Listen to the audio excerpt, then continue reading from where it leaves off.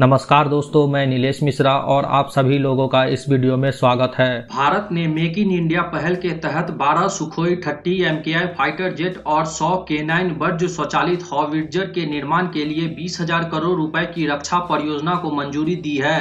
प्रधानमंत्री नरेंद्र मोदी की अध्यक्षता में सुरक्षा मामलों की मंत्रिमंडलीय समिति ने स्वदेशी विनिर्माण को बढ़ावा देते हुए भारत की रक्षा क्षमताओं को मजबूत करने में इस परियोजना के महत्व पर बल दिया। इस पहल के तहत हिंदुस्तान एरोनॉटिक्स लिमिटेड को उसके नासिक फैसिलिटी में सुखोई 30 MKI फाइटर जेट की असेंबली तथा लार्सन एंड टूब्रो को हॉविट्जर के उत्पादन का जिम्मा सौंपा गया है। यह भारत की रक्षा खरीद नीतियों में एक रणनीतिक बदलाव है, जिसका उद्देश्य डिफेंस टेक्नोलॉजी में आत्मनिर्भरता को मजबूत करना है। भारत के सबसे बहुमुखी लड़ाकू विमानों में से एक सुखोई 30 MKI हवा से हवा और हवा से जमीन पर लड़ने के लिए उन्नत क्षमताओं से लैस है। प्रत्येक विमान 8,000 किलोग्राम तक का पेलोड ले जा सकता है, जिसमें ब्रह्मोस मिसाइल और अस्त्र हवा से हवा में मार करने वाली मिसाइल जैसे हथियार शामिल हैं। इन जेट विमानों का घरेलू स्तर पर निर्माण करने का निर्णय पुराने मॉडलों को बदलने तथा परिचालन तत्परता को बढ़ाने की आवश्यकता से प्रेरित है।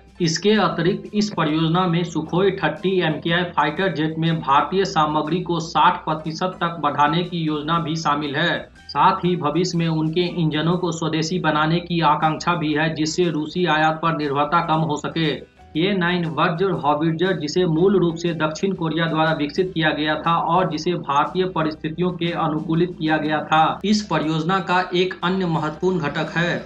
अपनी बहुमुखी प्रतिभा के लिए जाना जाने वाला यह हॉविट्जर रेगिस्तान, जंगलों और लद्दाख जैसे ऊंचाई वाले क्षेत्रों सहित विविध इलाकों में प्रभावी ढंग से काम करता है। K9 वज्र केवल 15 सेकेंड में 3 राउंड फायर कर सकता है, जिसकी रेंज 43 किलोमीटर तक है और इसने एक्सट्रीम कंडीशन में परीक्षणों के दौरान अपनी उपयोगिता सिद्ध की है।